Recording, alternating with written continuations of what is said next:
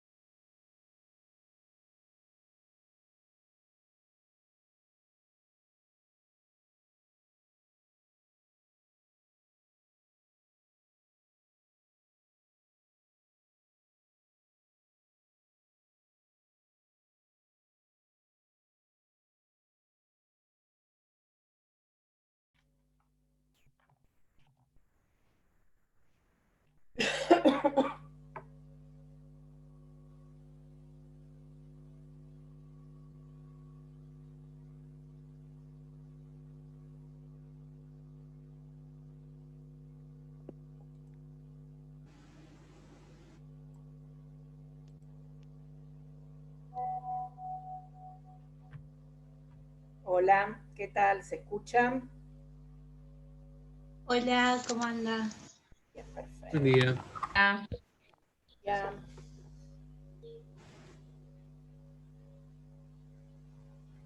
Bueno, no sé qué pasaba, pero bueno. Me figuraba, no sé si a ustedes les figuraba como que era una reunión programada para el 9 de septiembre. Sí, pero eso figura desde siempre, pero se ve que la abren del centro, no sé por qué no, pero siempre figura igual. Llegaban los chicos del centro de estudiantes y como que estaban, es más, se quedaban a veces durante la clase por cualquier cosa y ahora eso pasó a los bedeles, así que se ve que los bedeles no dan abasto con tantas clases. Así que bueno. Bueno, vamos a ver donación hoy, ¿sí?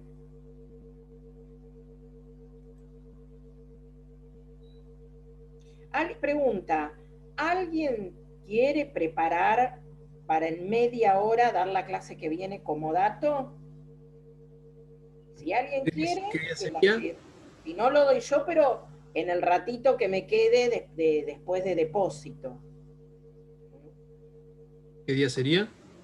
El jueves que viene, ¿26? Bueno, yo si querés la preparo. dale como quieras. No, no me genera ningún tipo de dificultad. ¿Como dato solo? Solo como dato, es un contrato fácil. Si querés hacerte un PowerPoint, hacelo, como vos quieras, o si no, directamente hablas. Eh, Es un tema que Calculale ya leí. más así acotado, que en media hora puedas agotar el tema. Sí, ¿Sí? sí. Mantener la estructura esta que veníamos diciendo, concepto, caracteres, elementos, obligaciones de las partes y comparación con otros contratos. Con esa estructura. Sí, lo voy a comparar con Mutuo y lo voy a explicar en base a eso. Las características de tiempo. Mutuo y con locación, más que con Mutuo y mutuo. locación, por supuesto. Mutuo y locación, que lo gratuito, sí, sí, por supuesto. Bien, bueno, bárbaro. Sí, sí, quédate tranquila que lo voy a preparar con exigencia, ¿no? Quédate tranquila. No es para mí que lo estás preparando, ¿eh? Enfócate que no estás en un examen, no lo tenés que decírmelo para ser evaluado, tenés que enfocarte que es para tus compañeros, ¿sí? Para que ellos comprendan. Así que no es necesario que hagas una clase súper magistral con informaciones y fallos y todo eso, sino que la idea es que tus compañeros puedan comprender el tema, ¿sí? No es para ser evaluado como examen, sino para tus compañeros. Digo yo, para hacerla, nosotros siempre hacemos esta modalidad cuando son las clases presenciales, para darle, no ser siempre uno el que habla y que darles participación también a ustedes, ¿no? Y está bueno. Y a veces vieron que cuando te explica las cosas un compañero, a veces se entienden mejor o no. Pero en este caso sí, Juan Manuel lo va a explicar muy bien. Bueno, quedamos así entonces. Compartir pantalla, vamos a donación.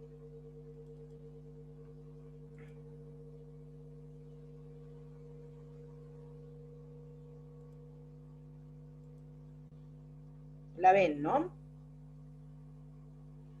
Bien.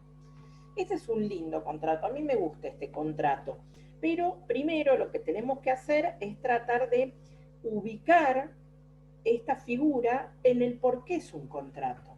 Porque si yo voy, por ejemplo, cuando le pregunto a la gente que no está estudiando derecho, que no es abogada ni nada, y le preguntás a las personas si la donación es un contrato, la mayoría va a decirles que no. ¿Por qué? Porque la gente, imaginario colectivo, cree que un contrato es cuando algo se entrega a cambio de otra cosa, ¿sí? O hay un servicio a cambio de otro, ¿sí? Y no aquellos actos donde una sola de las partes es el quien cumple la obligación principal. Entonces lo asemejan más a otro tipo de figuras, como sería un testamento, por ejemplo, ¿sí? Como acto unilateral. Entonces, lo primero, tenemos que entender por qué esa donación es un contrato. Y yo para eso siempre les hago un cuadro, ¿sí? Que tiene que ver justamente con la transmisión del dominio. ¿Por qué? Porque ¿qué actos implican transmisión del dominio? Es decir, en transmisión del dominio, ¿sí? De una cosa, estamos hablando de cosas, la transmisión del dominio puede ser a título oneroso o a título gratuito. Título oneroso, la compraventa, cesión, depósito irregular, mutuo, son todos contratos donde se transmite el dominio de la cosa, pero a título oneroso. En cambio, la transmisión del dominio a título gratuito tenemos por causa de muerte, sería el testamento, es un acto jurídico unilateral, no es un contrato, es un acto por el cual se produce la transmisión de dominio por causa de muerte. Y entre vivos, la transmisión del dominio a título gratuito, pero por un acto entre vivos, tenemos diferentes aspectos. Puede ser por un hecho, ¿sí? Por ejemplo, la prescripción por el transcurso del tiempo, es decir, yo me quedo poseyendo una cosa un inmueble por 20 años, adquiero el dominio por el transcurso del tiempo, por el hecho de la posesión. Por un acto jurídico unilateral, por ejemplo, la renuncia a un derecho, ¿sí? O por un acto jurídico bilateral, ¿sí? Y el acto jurídico bilateral que tiene contenido patrimonial, sabemos que es el contrato. Entonces, el nombre que le damos a ese contrato de transmisión del dominio a título gratuito por un acto entre vivos, un acto jurídico bilateral, es contrato, ¿sí? Entonces entendemos por qué la donación es un contrato, porque es un acto jurídico bilateral, como todo contrato, es entre vivos, a título gratuito y de transmisión del dominio. Lo que lo marca la diferencia con otras liberalidades que no son donaciones, que después las vemos. Concepto de donación. El 1542 nos dice del Código, habrá donación cuando una de las partes se obliga a transferir gratuitamente una cosa y ésta la acepta. Esta última característica de la aceptación nos marca la diferencia con la definición que teníamos antes en el Código Civil. ¿Por qué? Porque también esto que les hablaba de público en general, o el imaginario colectivo de que la donación no era contrato, algún autor muy clásico, es decir, no era la mayoría, pero algunos autores muy ortodoxos decían que la donación no era contrato porque del concepto, el concepto que teníamos antes en el Código Civil era que había donación cuando una parte encima no decía se obliga, decía entrega gratuitamente el dominio de una cosa a otra. Entonces, también se confundía porque algunos le daban carácter de real y en realidad la donación siempre fue consensual, y le faltaba la aceptación. Entonces, del concepto parecía, si uno a rajatabla interpretaba en forma literal el concepto, parecía que hubiese sido un acto jurídico unilateral y no un contrato, es decir, esto que hablábamos de más semejante a un testamento. Pero luego de la interpretación del resto de las normas, y en cuanto a la intención del legislador y a los precedentes, sabíamos que se requería la aceptación porque después había normas donde hablaban de la aceptación. Entonces, este conflicto que se generaba con el código anterior, en realidad la mayoría le decía, no, miren, si después hay normas de aceptación, estamos hay dos o más partes, así que es un acto jurídico bilateral. Pero bueno, con el Código Civil y Comercial se soluciona esta discusión porque expresamente menciona la aceptación, es decir, una de las partes se obliga a transferir la cosa, sería la obligación principal del donante, quien entrega la cosa, y el donatario es el que la recibe y debe aceptarla. Ahora después vemos cómo es esa aceptación, porque reviste características particulares en la donación. Bien, caracteres, es un contrato unilateral, consensual, bueno, ahora todos son consensuales, pero cuando había reales y consensuales, era consensual también, es decir, bastaba, no era necesario para que nazca la entrega de la cosa, salvo en las donaciones manuales, sino con el consentimiento de las partes era suficiente. Es un contrato gratuito, es decir, debe existir el animus donandi, ¿sí? La voluntad de beneficiar gratuitamente a otra, salvo en las donaciones con cargo y en las donaciones remuneratorias, que es oneroso en la medida del valor del cargo o en la medida del valor de la remuneración por esos servicios prestados. Según la clasificación de la doctrina moderna, es un contrato de cambio, ya sea por un bien o por un servicio. No solamente se puede donar una cosa, sino también una actividad. Bien, a títulos que no son donaciones, el 1791 habla de estas liberalidades que les mencionaba yo hoy, las enuncia expresamente, tienen que ver con esto que les mencionaba yo del tema de la renuncia a un derecho, ¿sí?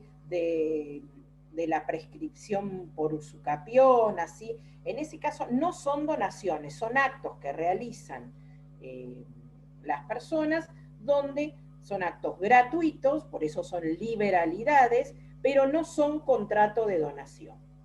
El 1543 nos dice que se aplican subsidiariamente las reglas de las donaciones a otros contratos o derechos reales de carácter gratuito, ¿sí? Como la cesión de créditos, el usufructo y la renta vitalicia gratuita. Es decir, se le van a aplicar sobre todo las normas sobre forma, ¿sí? De las donaciones, pero subsidiariamente lo que no esté expresamente legislado respecto a estos contratos, se aplican las reglas de la donación.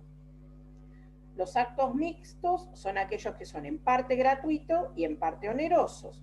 En cuanto a la forma del acto, si un acto es en parte gratuito, en parte oneroso, se aplican las reglas siempre de las donaciones, ¿sí? En cuanto a la forma. En cuanto al contenido, en la parte gratuita aplicamos subsidiariamente las normas de donaciones y en la parte onerosa al contrato que más se parezca, ¿sí? Si se parece más, si tiene que ver con una cesión de derechos, a la cesión de derechos onerosa, y si tiene que ver con la compraventa, a una compraventa, ¿sí? Vamos a los presupuestos.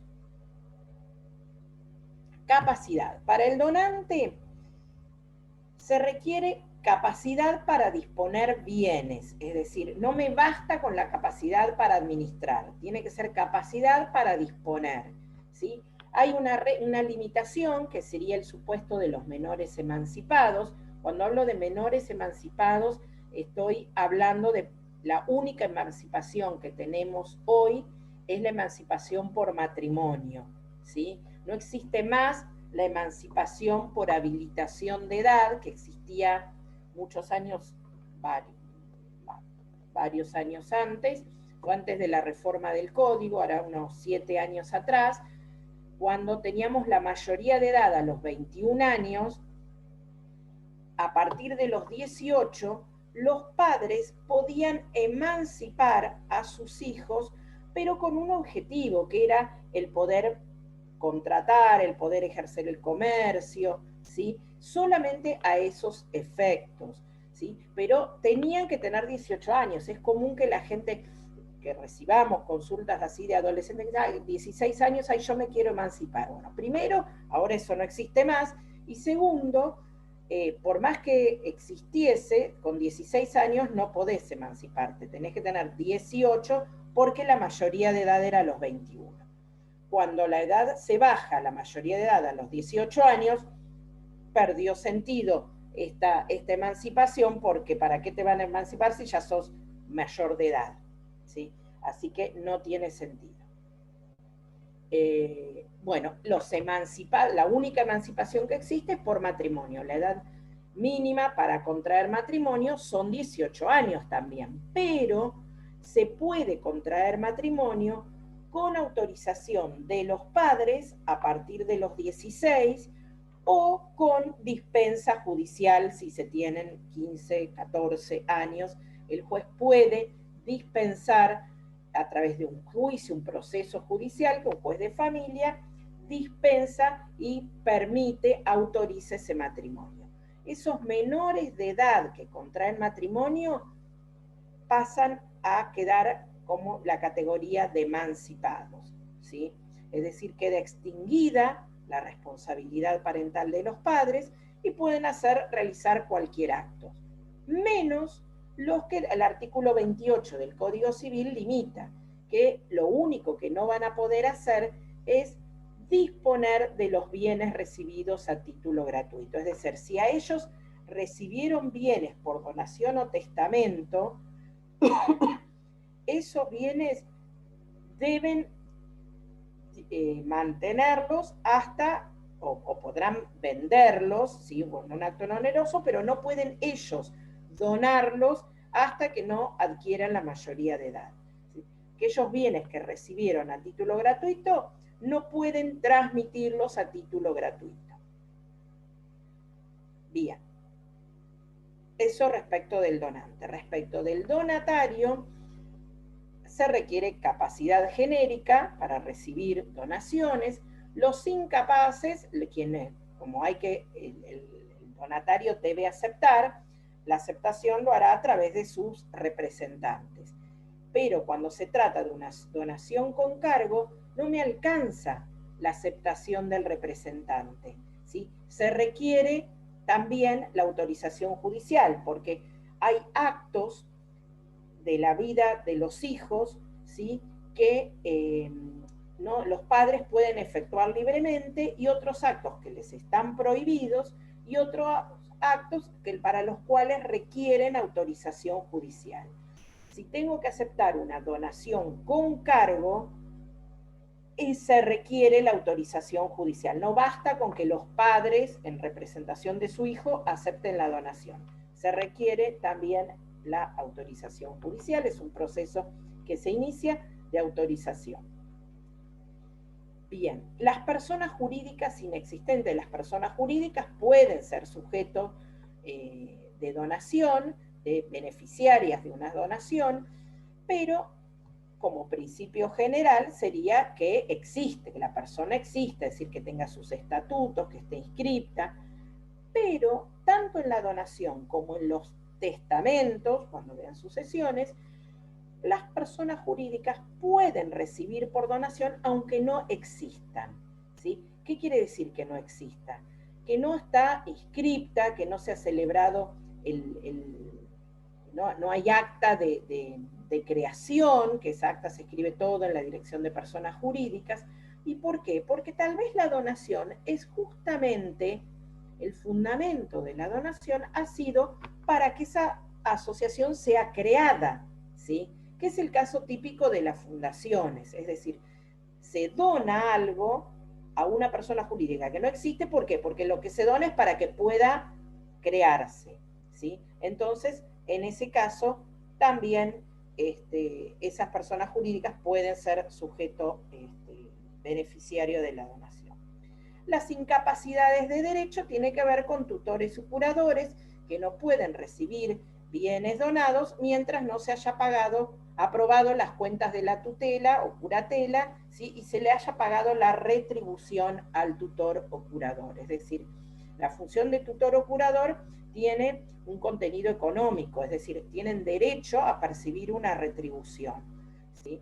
Pero para percibir esa retribución tienen que presentarse ante el juez la rendición de cuentas, ¿sí? Es decir, todos los actos que han realizado en relación al patrimonio de esa persona menor de edad, que es el pupilo, o de la persona con una capacidad restringida, que sería el caso del curador, una vez que presentan toda la rendición de cuentas en relación, tiene que ver con los bienes, obviamente, y se aprueba por el juez, recién ahí podrían recibir por donación algún bien de sus pupilos o asistidos. Bien. Consentimiento. Requerimos oferta y aceptación. Lo que reviste características particulares tiene que ver con la aceptación. ¿Por qué? Porque existía una forma antes con el anterior código que esta era muy utilizada, era muy beneficiosa, pero el Estado la suprimió. Ahora vamos a explicar por qué. La aceptación puede ser expresa o tácita, ¿sí? La aceptación está expresa porque directamente se presenta ante, si estamos hablando de ahora después vamos a ver formas, pero si es por esa donación requería alguna forma establecida, tiene que ser por el mismo instrumento, ¿sí? Si era por escritura pública, la aceptación debe ser por escritura pública. Pero si es la aceptación tácita, es muy restringido, realmente tiene que darnos la seguridad que se está haciendo una donación. Lo que hacen los escribanos, cuando una persona se presenta en la escribanía y quiere donar un inmueble, ¿sí? Realmente tienen esa obligación de los escribanos con todas las personas que vayan a realizar actos en la escribanía, tener, sobre todo actos de trascendencia, no simplemente certificar una firma, por supuesto, pero actos que tienen que ver con transmisión del dominio, tienen mucho cuidado del conocimiento que tienen que tener ellos de las partes, el asesoramiento, ¿sí? Y siempre tienden a que se evite que las personas donen bienes a cualquiera, es decir, se aseguran a quién tratan de informarle, ¿sí? A la persona, de explicarle cuáles son las consecuencias de los actos que realiza, ¿sí? Para evitar que haya captaciones de voluntad, ¿sí? Entonces, es función de los escribanos justamente este asesoramiento con las personas, y si hay una cuestión del beneficiario que va a aceptar y si se supone que es una aceptación tácita, van a asegurarse bien y siempre tender a que sea expresa, ¿sí? ¿Qué pasaba? Una pregunta. En el caso ahora como cambió la regulación y ahora requiere la aceptación, si la donación fue hecha sin digamos, el conocimiento de la parte la cual vas a recibir la donación. No, Pasa. espera, me parece, no te adelantes, no es que ahora cambió, lo que cambió es otra cosa. Lo de expresa y tácita siempre estuvo y se mantiene. No, yo me refiero a la aceptación si fallecía la persona que... Espera, no te me adelantes porque si no se me van a confundir. Espera un poquito. Vamos de a poco porque si no se van a confundir. Entonces estamos, aceptación expresa, aceptación tácita. Siempre es, como digo, se prioriza que la aceptación sea expresa para evitar confusiones de las personas, del donante sobre todo. Bien, ahora sí, vamos al tiempo en que debe efectuarse esa aceptación. Con el código anterior existía la posibilidad de que esta aceptación fuese aceptada con posterior al fallecimiento. Era lo que se llamaba oferta de donación.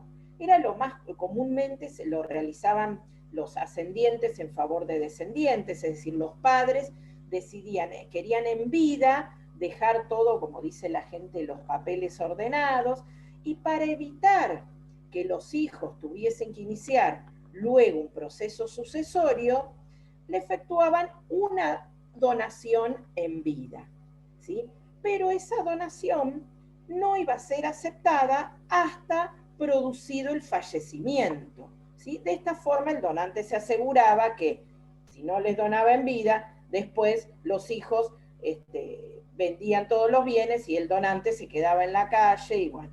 Entonces, lo que se hacía era una oferta de donación y la aceptación estaba condicionada al fallecimiento del donante, ¿sí? Esto era muy, muy utilizado, ¿por qué? Porque, como dije, se evitaban realizar luego el proceso sucesorio, porque ya los bienes estaban, una vez que fallecía el donante, se presentaban, formulaban la aceptación y ya quedaba el bien a nombre del donatario. Y te evitabas el pago de impuestos sucesorios que son carísimos. La donación no paga impuesto a la transmisión de bienes y todos los sellados, impuestos que se suelen pagar, sellados creo que ni se pagan tampoco, no recuerdo bien, pero si se pagan es muy poquito, es decir, todo lo que se paga es tiene menor valor que en los casos de los procesos sucesorios. Entonces, para evitar que los herederos tuviesen que iniciar proceso sucesorio, la persona en vida formulaba una oferta de donación. ¿Qué pasó? Cuando se reforma el código, en el anteproyecto seguía estando esta posibilidad, pero cuando el Poder Ejecutivo presenta sus modificaciones al anteproyecto, le suprime esta posibilidad de aceptación posterior a la muerte. ¿Por qué? Porque es el Estado y el Estado quiere recaudar. Entonces, realmente se iniciaban muy pocos procesos sucesorios porque la gente comúnmente en vida hacía las particiones antes de haber fallecido. Entonces, al Estado no le convenía por una cuestión netamente recaudatoria. Entonces, suprimió esta posibilidad. Y hoy tenemos que las donaciones, oferta y aceptación deben ser realizadas en vida del donante y el donatario. Solamente. Pero ¿qué pasó? Es la única posibilidad, ¿sí? Pero ¿qué pasó con las donaciones anteriores? Es decir, aquellas que se habían realizado una oferta de donación y luego el Código Civil las modifica y no tenían la aceptación. Y acá se armó un gran problema, ¿sí?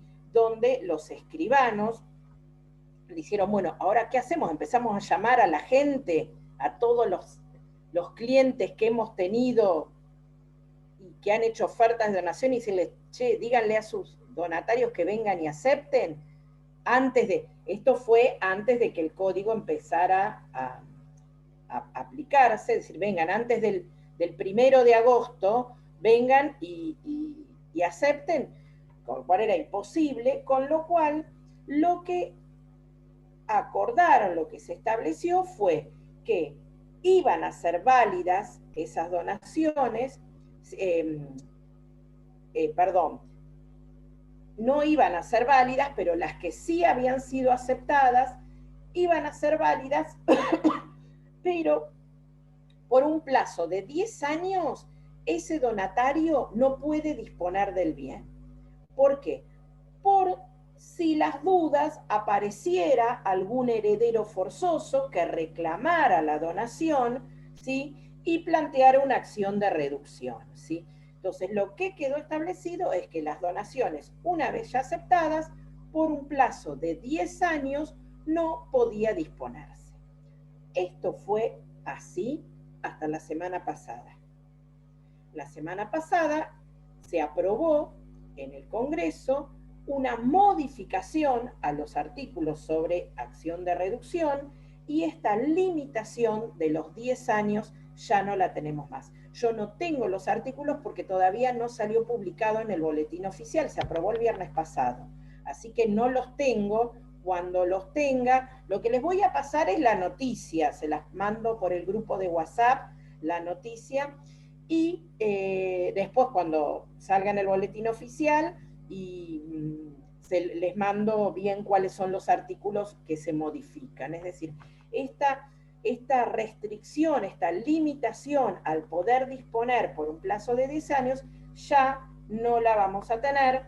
El donatario va a poder disponer, y en el caso de que la cosa hubiese sido transmitida a un tercero y apareciese un heredero forzoso a reclamarlo, no va a perseguirse la cosa de ese tercero, sino que se le deberá el valor de la cosa, ¿sí? Y ese tercero va a poder tener firme su derecho. Es por unas cuestiones, esto fue todo un proyecto, una propuesta de los colegios de escribanos por la cantidad de conflictos que se suscitaban por esta limitación de los 10 años. Bien. Bien. Pero ahora tenemos, bueno, entonces ahora es en vida del donante y donatario, siempre la aceptación en vida, no vale más la oferta de aceptación. Lo que sí puede hacer, como la aceptación tiene que ser en vida, el donante, para asegurarse que los hijos no lo saquen a la calle y después dispongan de todos sus bienes, lo que sí va a poder hacer es reservarse el usufructo vitalicio, es decir, puede donar la casita donde está viviendo, dejárselas a sus hijos para evitar que tengan que iniciar después el proceso sucesorio. Sus hijos aceptan, entonces ya son los dueños de esa casita, pero se reserva el donante el usufructo vitalicio, es decir, mientras él viva, tiene derecho a usar y gozar de la cosa y no lo pueden sacar, ¿sí? Es una de las formas para proteger, en este caso, al donante. Bien. Donación. Pero no podría ser de su propiedad, o sea, la propiedad ya sería, digamos... De los hijos, sí, de hijos. No podría vender la casa si quisiera y cambiaran los planes. No podían venderla hasta el viernes. A partir del viernes, sí. Pero en este caso, quien la compre sabe que tiene que respetar el usufructo vitalicio del donante. Claro, pero digo, el padre que a sus hijos les vende la propiedad, o se las dona, en este caso se las donó, dice. No les vende, les se las dona. Por eso no te entendí el ejemplo, se las dona. Sí. Las va a donar. Ah, está bien, entonces sí. La dona, entonces él, ya al hacer eso y reservarse de su fruto, él ya no es propietario de ese bien. Los hijos no puede disponer de nada con respecto al título de ese bien. No.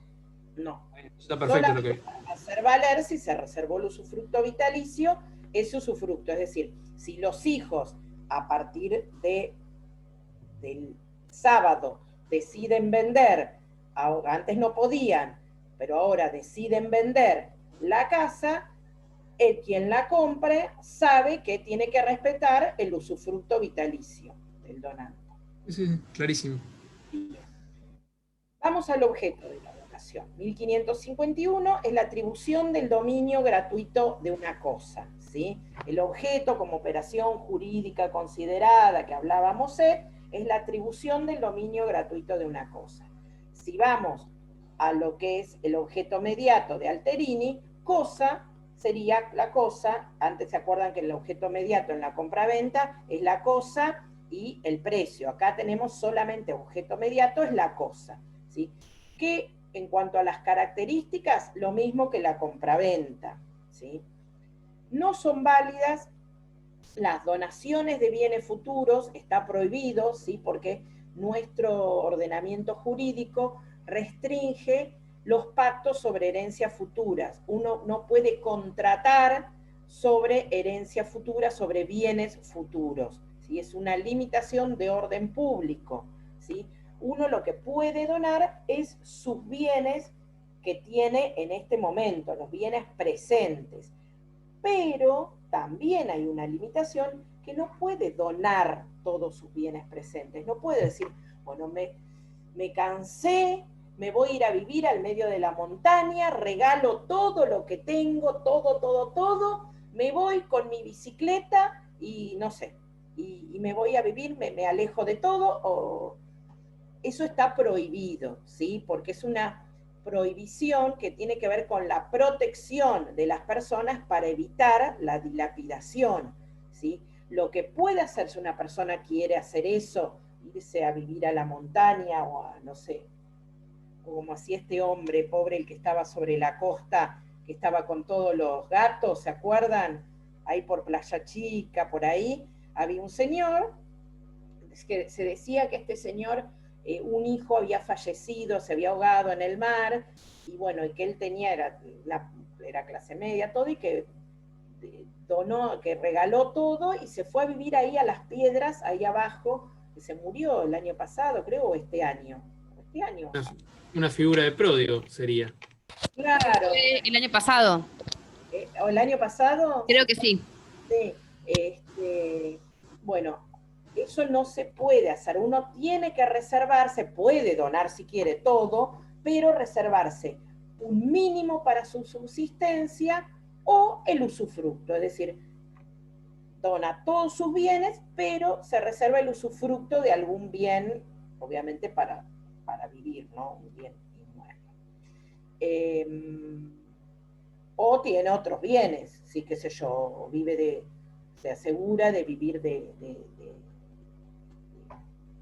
otro lado, de los bienes, es decir, se tiende a evitar que las personas puedan, sobre todo para evitar las captaciones de voluntades, ¿no? De que esta persona no esté libre, que realmente ese acto que realiza tenga discernimiento, que este hombre, no sé si tenía tanto, aparentemente sí, pero realmente estaba, o era una decisión de vida, o a veces pasa que gente que no está en uso de sus facultades en forma plena, entonces hay otros que se aprovechan. Entonces eso, el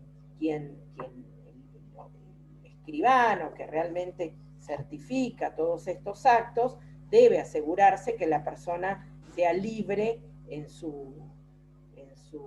sea libre y pleno ese consentimiento que está dando, ¿no? Bien, vamos a la forma. A ver, si yo pregunto, forma del contrato de locaciones, ¿qué estoy diciendo? Forma del contrato de locación, no estamos en locación, estamos en donación. Forma de la donación en principio es no formal. Si yo le regalo este par de anteojos, no necesito ni una escritura pública ni un boleto, ¿sí? Se lo regalo y punto. El principio la regla es que es no formal, ¿sí? En el caso de las donaciones manuales son aquellas que con la entrega de la cosa, tomá, te regalo el anteojo, ¿sí? Las partes pueden pactar, hacerlo por escrito, sí, porque al ser no formal no quiere decir que siempre va a ser con entrega de la cosa o verbalmente. Lo que quiere decir es que la ley no establece ninguna regla, ¿sí? Si yo te quiero donar una bicicleta y lo quiero dejar hecho por escrito, por supuesto que lo puedo hacer. Si yo quiero donarte porque o te vas a casar, entonces quiero donarte un anillo de brillantes, ahí ojo, vamos a ver si es así, ¿sí? ¿Qué tipo de donación es esa? ¿Por qué? Porque va a ser por causa de futuro matrimonio. Entonces ahí me va a convenir dejarlo por escrito. Entonces, el principio general es la no formalidad. Es decir, las partes pueden pactar la forma que se les antoje. Excepcionalmente, tenemos la forma más extrema, que es la forma solemne absoluto, ¿sí? Para ese caso de inmuebles, muebles registrables y prestaciones periódicas vitalicias, ¿sí? La renta vitalicia gratuita, que son las prestaciones periódicas, la renta vitalicia gratuita, se requiere escritura pública. ¿Y por qué decimos que formal, solemne, absoluto? A ver. Porque si no se celebra por el... Juan Manuel no, que hable otro.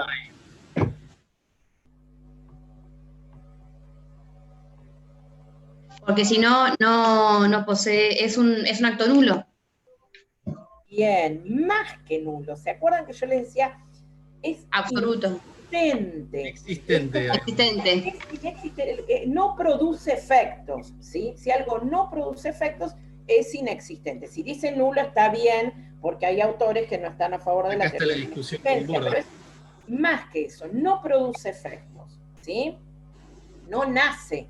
No tengo que ir a probar nada, porque no es, por más que no se cumple, que era denunciar el incumplimiento, no voy a tener cómo demostrar la existencia de ese contrato porque nunca existió. Y hay donaciones para las cuales se requiere una forma a los efectos de la prueba, ¿sí? Una forma escrita, que no necesariamente escritura pública, salvo que lo que se done sea un inmueble o un mueble registrable. Pero si no es inmueble o mueble registrable, igual se me va a exigir una forma escrita, pero ¿para qué? Para poder probarlo en juicio, que es el caso de las convenciones matrimoniales, es decir, este caso que yo les dije del anillo, ¿sí? Es una cosa mueble, ¿sí? Con lo cual, pero ¿qué pasa? Yo les dono el anillo de brillantes a la parejita, pero les regalo el anillo, pero porque se van a casar, pero si ese matrimonio no se celebra, yo, si lo dejé por escrito, tengo derecho a pedir a revocar esa donación, ¿sí?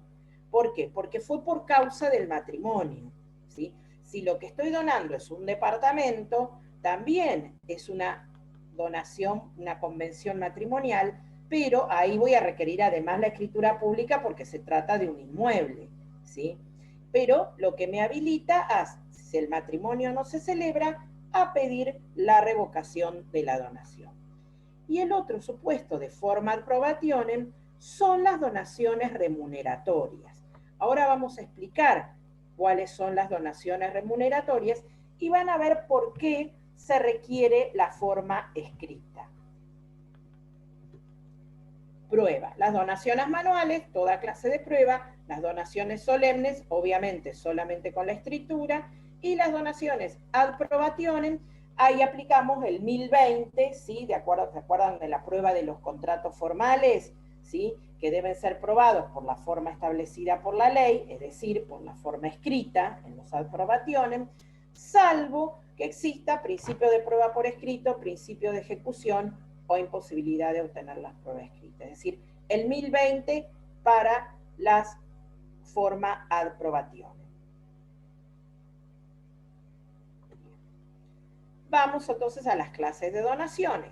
Las donaciones mutuas. Mutuas tiene que ver, en realidad acá son dos contratos de donación que la relación es de reciprocidad porque si uno es nulo, el otro también cae, ¿sí? La diferencia está que es en un mismo acto se están celebrando dos donaciones y están como concatenadas. No estamos hablando de una permuta, ¿sí? Porque ahí sería un solo contrato, de una cosa que se entrega a cambio de otra cosa. Estaríamos ante un contrato bilateral, ¿sí? Oneroso, y acá estamos hablando de donaciones gratuitas, nada más que una está condicionada a la otra, ¿sí? Bien. Donaciones remuneratorias. Esta donación remuneratoria es aquella donación que se realiza. Yo, perdón, que tomo agua todo el tiempo, así no me agarra la tos, que me quedó esa tosecita de secuela. Es una donación con fines de recompensa por servicios prestados susceptibles de ser remunerados. ¿Esto qué quiere decir? Vamos a poner un ejemplo, ¿sí? Yo soy abogada y patrocino en un juicio a un cliente, y cuando finalice el juicio, el juez me regula honorarios, entonces yo tengo derecho al cliente a decirme, pagame los honorarios. Si no me los paga, tengo una acción para exigir el pago de los honorarios, pero yo, como esta cliente lo aprecio mucho, qué sé yo, decido no cobrarle los honorarios, ¿sí? Entonces, es un servicio que yo presté, susceptible de ser remunerado, porque yo tengo derecho a cobrar honorarios y tengo acción para exigir el cumplimiento de esos honorarios, pero decido no hacerlo. Entonces, mi cliente me recompensa con una donación. Ojalá me done, no sé, ¿qué queremos que nos done? A ver, no sé, mínimamente una casita en las sierras con pileta, ¿sí? Ojalá, ¿sí? Me done eso. A mí nunca me llegó eso, me han donado una cartera, me han regalado, pero bueno. ¿Cuenta el vinito que te llevan cuando terminás el caso? ¿Eso cuenta? Claro, ¿ves? El vinito, el whisky y todas esas cosas que los clientes suelen donar. Igual la casita con pileta es bienvenida, si quieren. Por supuesto, Y en algún lado hay que tomar el vino.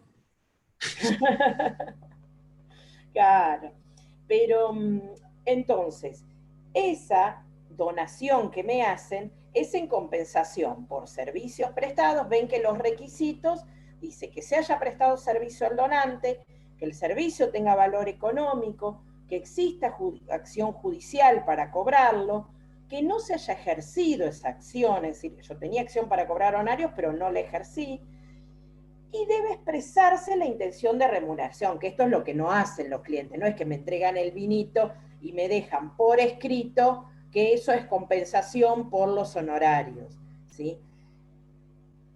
Generalmente, cuando se trata de bienes o donaciones de determinado envergadura económica, ¿sí? Entonces sí dejan constancia de que es en compensación por los servicios prestados. Esta donación, por eso, debe ser hecha por escrito, no necesariamente escritura pública, salvo que sea inmueble o mueble registrable, ¿sí?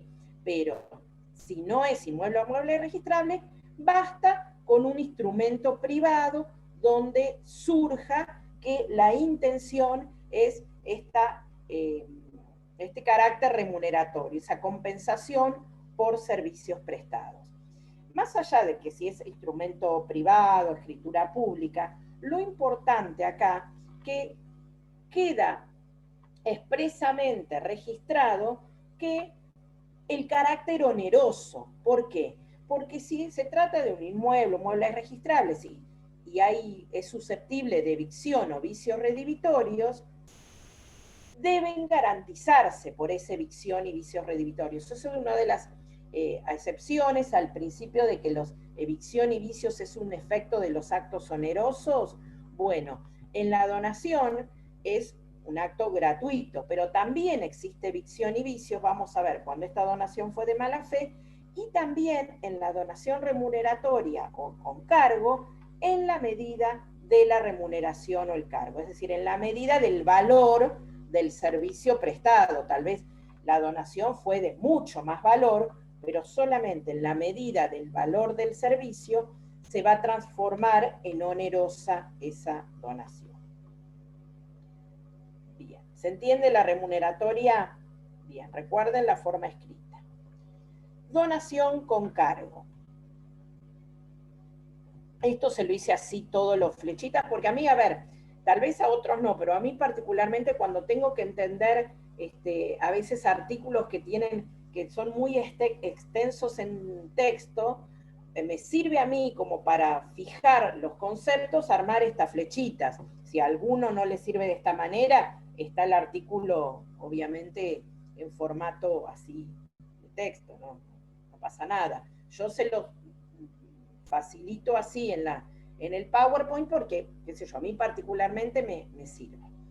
La donación con cargo, obviamente el cargo es una modalidad que se le pueden poner a un contrato, en este caso la donación, es decir, a mí me donan algo, pero yo tengo que cumplir una obligación accesoria, que sería el cumplimiento de algo, ¿sí? De una obligación puede ser de hacer o de dar, ¿sí? Pero es una obligación accesoria. El cargo puede ser a favor del propio donante o de un tercero, es decir, construíme un monumento o pintame un cuadro o respecto de un tercero, ¿sí? O realizar determinada actividad a favor de un tercero o entregar algo a favor de un tercero. Claro, sería una modalidad del acto jurídico, que en este caso el cargo sería una obligación. Claro, claro. Puede ser que tenga relación con la cosa donada, es decir, yo te dono, qué sé yo, pinceles y óleos y vos haceme el cuadro, o que tenga que ver con otra cosa que nada que ver con el objeto donado, ¿sí? Con otra prestación. Te dono mi auto y venía a limpiarme la semana. Bueno, es accesoria y es excepcional porque si no está expreso no se presume, obviamente. ¿Quiénes son los obligados a cumplir el cargo? El donatario, ¿sí? Es responsable por el incumplimiento. Si no cumple con el cargo, va a responder con la cosa donada o con el valor de la cosa donada. En el caso de que el cargo no se cumpla, pueden suceder dos cosas: que se pida la ejecución del cargo o que se pida la revocación de la donación, por decir, bueno, ya está, vos no cumpliste el cargo, yo ya me decepcioné de vos como persona, entonces devolveme la cosa que te doné. Como sería supuesto de extinción de la donación. Recuerden cuando vimos los modos extintivos. Si yo demando el cumplimiento del cargo, ¿quiénes están legitimados para demandar que el cargo se cumpla? El donante, sus herederos, los terceros beneficiarios del cargo y todos los acreedores de esto por vía de la acción subrogatoria, ¿sí? Para pedir que el cargo se cumpla. ¿Y a quién le van a pedir? ¿A quién van a demandar? Por lo tanto, va a ser legitimado pasivo al donatario si el cargo es inherente a la persona. Es decir, si yo le doné a Felipe Jiménez los marcos, la tela y las pinturas para que me haga los cuadritos de los muñequitos, no me interesa que me lo haga el hijo de Felipe Jiménez. Yo quiero que me lo haga Felipe Jiménez, porque es inherente a la persona. Si no es inherente a la persona, el cumplimiento del cargo se puede demandar a sus herederos también si el donatario falleciese. Eso respecto del cumplimiento.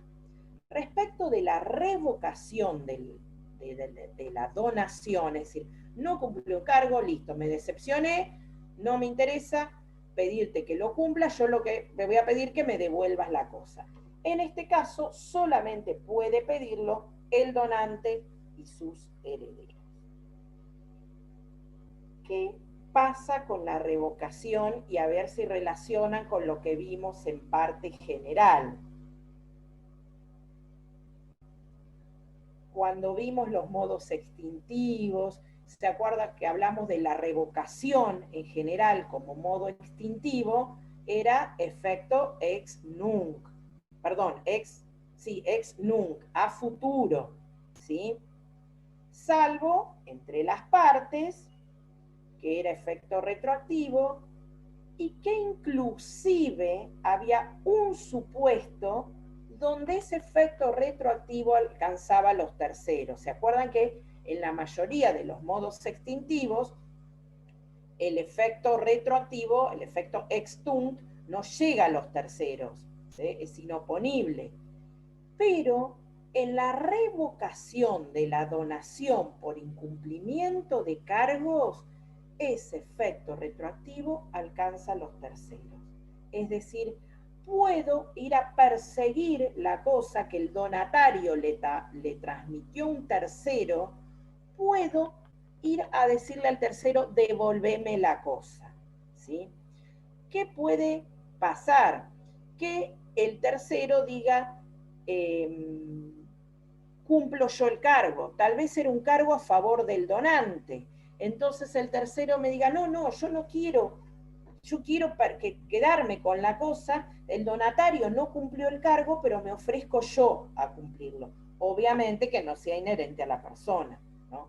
En ese caso, el tercero puede pedir cumplir el cargo, entonces de esa manera se queda con la cosa. Pero es el único supuesto donde puede llegar, fíjense cuánto es el alcance de esta revocación que puede llegar a terceros. En cuanto a los efectos, si la transmisión fue actos a título oneroso, es en proporción al valor del cargo, y con respecto a la evicción y vicio, esto ya lo dijimos, cuando hablamos de las remuneratorias, en la medida de la onerosidad. Debo responder por evicción y vicios el valor del cargo, no el valor de toda la donación, sino solamente el valor del cargo, porque ese es el carácter remuneratorio. El resto es gratuito.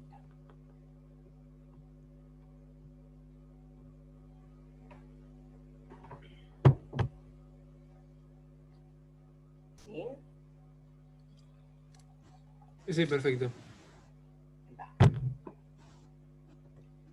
Donaciones inoficiosas. Acá no es una clase de donaciones, sino que es todas las donaciones pueden llegar a ser inoficiosas. ¿Cuándo una donación es inoficiosa? Cuando se ha afectado la porción legítima de herederos forzosos. Y acá vamos a hacer un paréntesis y vamos a hablar un poquito muy brevemente y simple de derecho sucesorio, ¿sí? Cuando una persona fallece, tiene diferentes tipos de herederos. Hay un tipo de herederos que se llaman herederos legitimarios o forzosos, ¿sí? Son aquellos herederos que tienen derecho a una porción del patrimonio del causante de la cual no se los puede despojar. Es decir, por más que el causante decida, como decíamos hoy, regalar todos sus bienes, o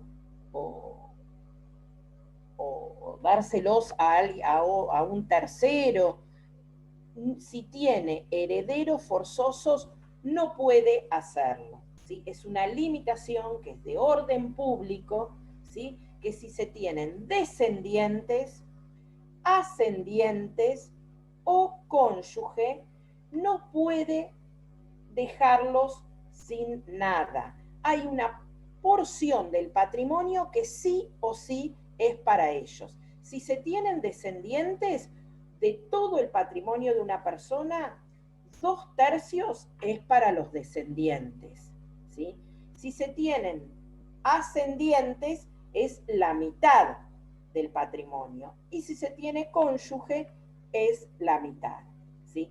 En estos casos, los órdenes sucesorios, unos excluyen a otros. Por ejemplo, si hay descendientes, excluyen a los ascendientes. Es decir, si hay descendientes, hijos, nietos, bisnietos, tataranietos, etcétera, lo que sea, excluyen a los ascendientes. Los ascendientes nunca van a heredar porque el orden descendente es prioritario, hay una prelación de órdenes.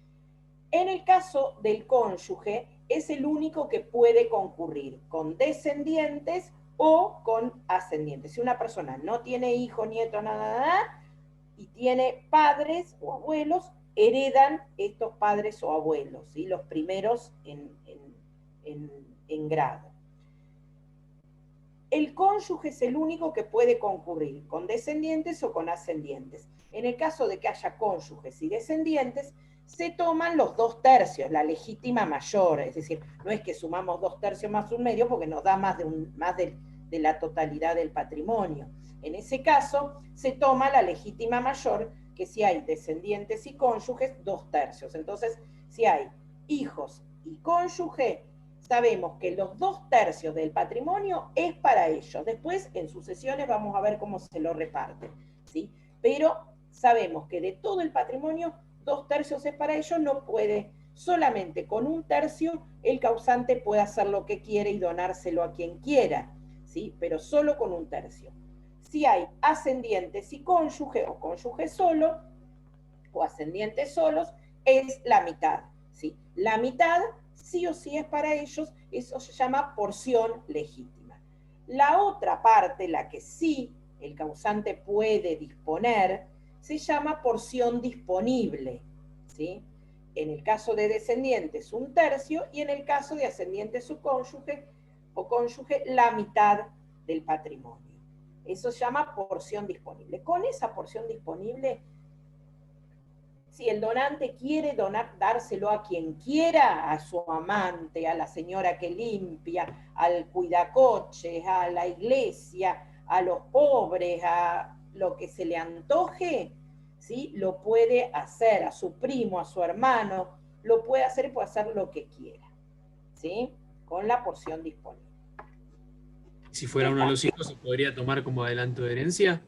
Si se lo dona a uno de los hijos, también puede hacerlo. Adelanto de herencia es con todo, no solo con la porción disponible.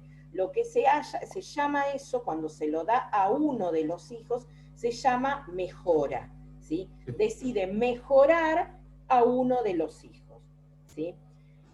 Pero se puede mientras no afecte esta porción legítima. Exactamente, siempre y cuando no afecte la porción legítima. ¿Por qué? Porque si se excede de la porción disponible afectando la porción legítima, estos herederos van a plantear una acción de reducción. ¿Por qué? Porque esa donación es inoficiosa. Entonces, ¿cuál es la donación inoficiosa? Aquella que excede la porción legítima de herederos forzosos, ¿sí? Tenía hijos y la mitad de sus bienes se los donó a la conviviente, que no tiene derecho hereditario, imagínate, van a saltar los hijos y van a plantearle ahí la acción de reducción. ¿Hasta dónde? ¿Van a hacer caer toda la donación? No. Van a reducir hasta completar la porción legítima, ¿sí? No es que cae toda la donación. Eso es las donaciones inoficiosas, que no es lo mismo que, como decía Juan hoy, que si el donante decide mejorar a alguno de sus hijos, ¿sí? Lo puede hacer con la porción disponible, no afecta las porciones legítimas, pero ahí, si él no los dispensa de colación, los otros hijos, si no establece una cláusula, esto es de derecho sucesorio, no es para que lo sepan ahora, pero se los adelanto. Si mejora a uno de sus hijos y no deja la cláusula establecida que los dispensa de colación, el resto de los hijos, los hermanos, van a decir, no, ¿por qué le dio uno más que a los otros? Si tiene que mantenerse la igualdad entre los hermanos. Entonces van a plantear otra acción que se llama acción de colación, que es entre herederos forzosos para que haya igualdad de las porciones que le vayan a tocar a cada uno. Esa acción es la acción de colación. Pero eso es entre herederos forzosos y siempre y cuando no se hubiese afectado la porción disponible. Si se afectó, la porción legítima, perdón, se hizo solo con la disponible.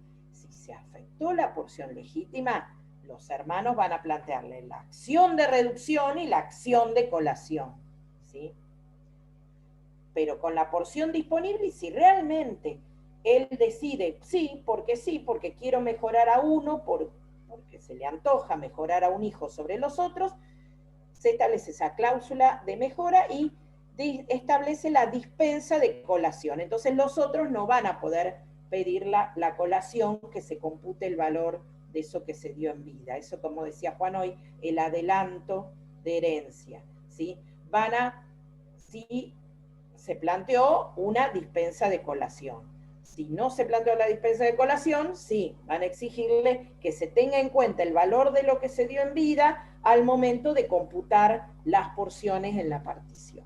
Pero no importa, no se complique con colación, que no tiene que ver ahora con contratos. Eso siempre me pasa lo mismo. Cuando empiezo a hablar de esto, termino hablando de derecho sucesorio y les interesa más. Volvamos a contratos. Acá la que nos interesa como donación inoficiosa es cuando se afectó porción legítima de herederos forzosos, es decir, se excedió de la porción disponible donando a terceros o a otros herederos, pero afectando la porción legítima. ¿Se entiende? Bien. Pasamos a efectos, ¿sí? Ven que seguimos la estructura que tenemos siempre.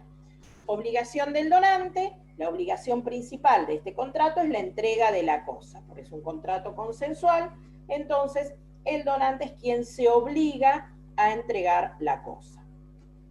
También es responsable por evicción y vicios redivitorios, como lo dijimos hoy, ¿sí? Pese a que es un contrato gratuito, ¿sí? También hay garantías de saneamiento. En el caso que la donación fuese de mala fe, o en el caso que la donación fuese remuneratoria o con cargo en la medida del valor de la remuneración o del cargo. ¿Por qué la donación fuese de mala fe? Porque puede ser que alguien sabe que una cosa hay otro con un mejor derecho y para evitarse tener que presentarse en juicio o lo que sea, lo dona, ¿sí? Y después que se arregle el donatario.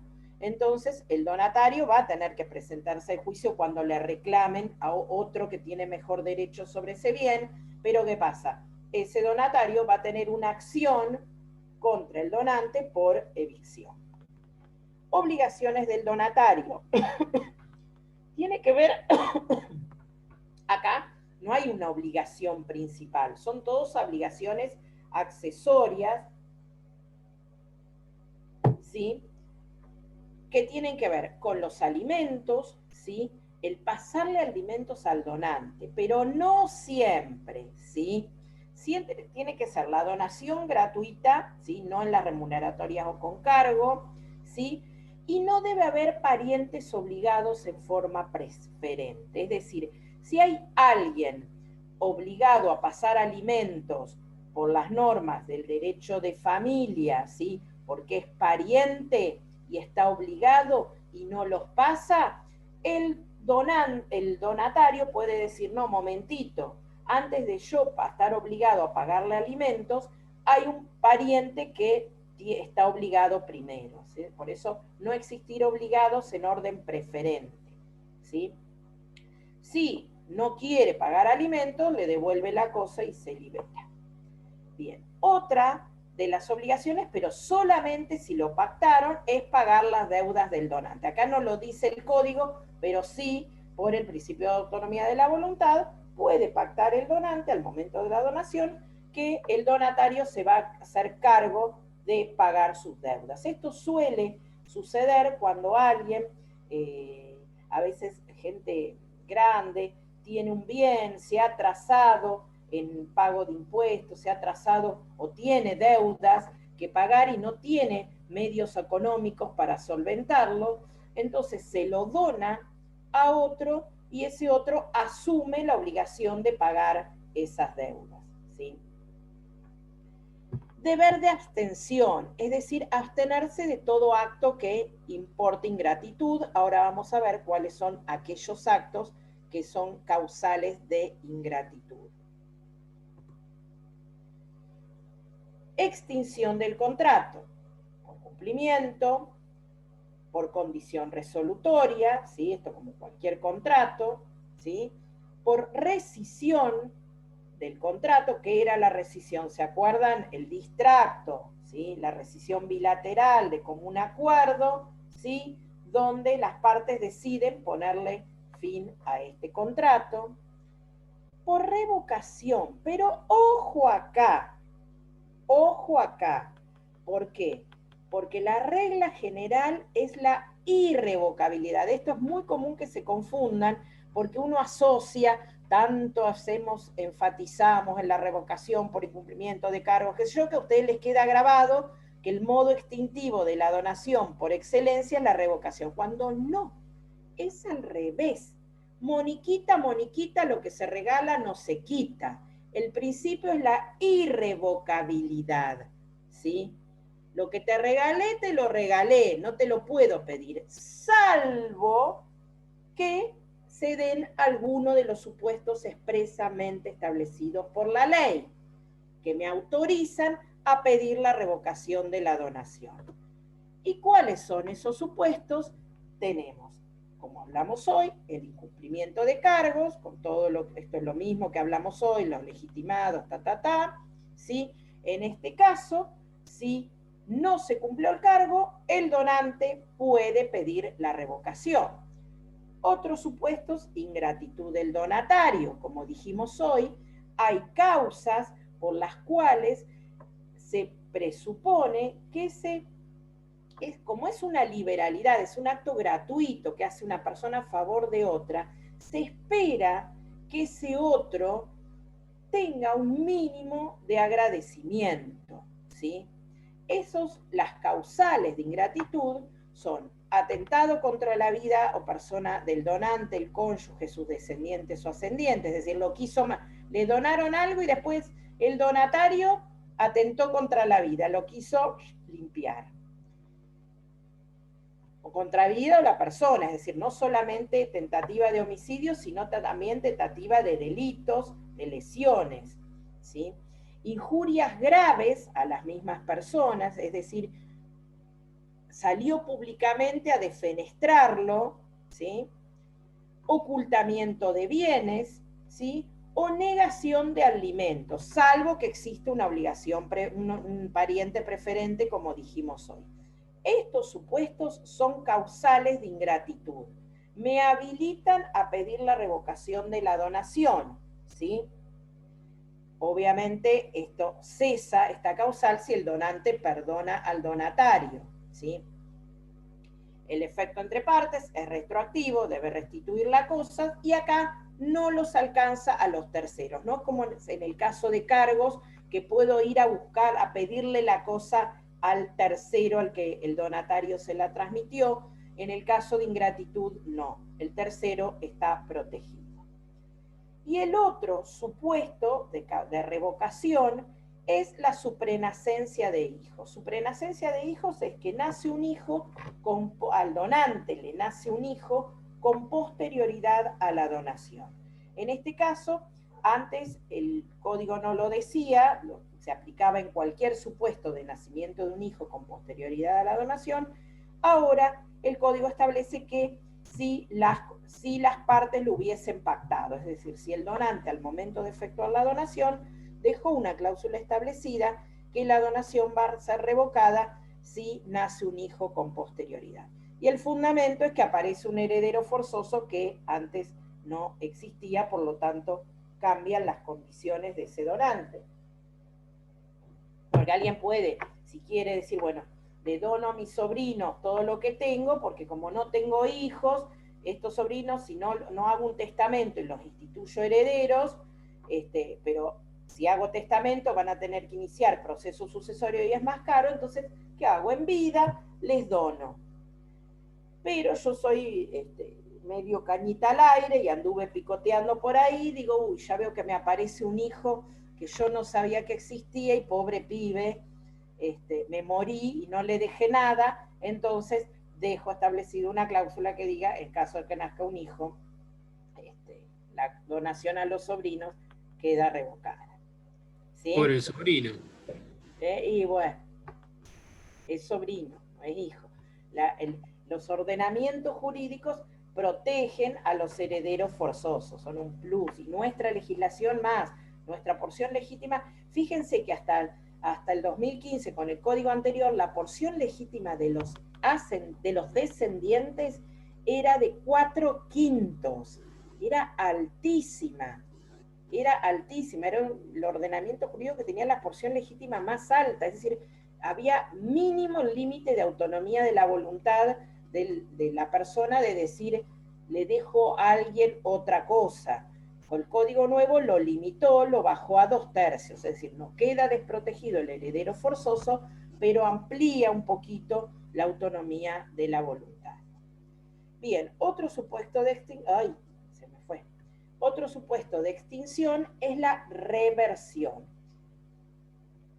La reversión de la donación es cuando el donante establece que la cosa le vuelva si el donatario fallece antes, por ejemplo, ¿sí? Entonces, debe expresamente estar establecido solo a favor del donante. Puede establecer que la cosa vuelva solo a favor del donante, me refiero, no del donante y sus herederos.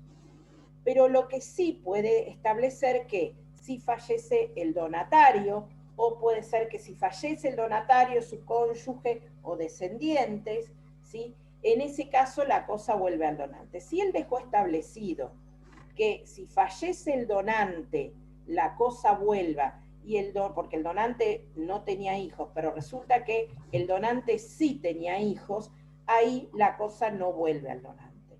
Para que tenga este beneficio de reversión, debe dejar expresamente establecido, si el donatario tenía hijos, que en el caso de fallecimiento del donatario, su cónyuge e hijos, ahí la cosa vuelva, se produzca la reversión. Si no, no. ¿Sí? ¿Estamos? Bien. Vamos a, creo que acá, volvemos para atrás, que se me pasó cuando hablamos de... ¿Dónde estaba? Esta, ¿por qué me las pasé? Esta filmina me la pasé de largo. Cuando hablamos de aceptación, la filmina siguiente, pues me acordé ahora cuando hablé de reversión. La donación bajo condición, el 1546, establece el 1546 una prohibición, ¿sí? Antes estaba previsto la donación por causa de muerte. Como yo sé que me voy a morir, dono. Pero dejo establecido que si no me muero durante determinado plazo, ¿sí? O el donatario fallece primero, la cosa vuelva, ¿sí? Eso hoy el código lo prohibió. Lo que se discute o se cuestiona es que es contradictorio. Porque una cosa es que si hubo solamente oferta de donación y no hubo aceptación, ahí por supuesto que estaría prohibida porque no vale por el artículo 1545 que hablamos de aceptación, que sí o sí la aceptación debe ser en vida. Si el donatario murió antes de aceptarlo, obviamente ahí no vale. Pero si la donación fue aceptada, y por otro lado tenemos un artículo que me permite la reversión de la donación, ¿qué sentido tiene esta prohibición ahora?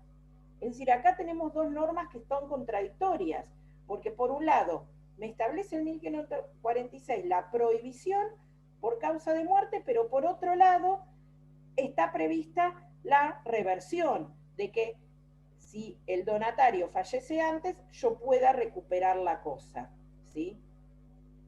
Pero bueno, eso es lo que hoy por hoy se está discutiendo, ¿sí? Bueno, me había olvidado, esta filmina me la pasé de largo y me acordé ahora cuando vimos lo de reversión. Bueno, finalizamos. Este Power ya está en el campus, no lo subí recién, igual creo que ya estaba, pero por las dudas del que estaba lo oculté y subí porque a veces como eso lo sube todo Alejandro cuando comienza la cursada, subió todo junto, no sabía si era el mismo o no, así que por las dudas ya cargué este PowerPoint. Así que bueno, es lindo contrato, es largo, pero es lindo contrato. Bueno, nada más yo tengo por hoy. Entonces tenemos para el jueves que viene, media horita va a hablar Juan y después yo voy a hablar de depósito. ¿Sí? ¿Estamos? Media horita tiene que ser. Listo, lo preparo más o menos. Sí, porque ¿sabés qué pasa? Que depósito es medio larguito también. Sí, no hay problema. ¿No? ¿Querés un poquito más? No, me organizo con el tiempo para ver de... Bueno, no importa, si te pasás 5 minutos, no pasa nada, ¿sí? Pero acordate, enfócate a que la clase es para tus compañeros, ¿eh? No es una clase que tenés que dar para un concurso y lucirte, ni nada, es para que tus compañeros entiendan el tema, ¿sí? Sí. Bueno. Sí. Bueno, listo, entonces. Un fin de semana para todos. Buen fin de semana. Realmente para ustedes. Chao. Chao.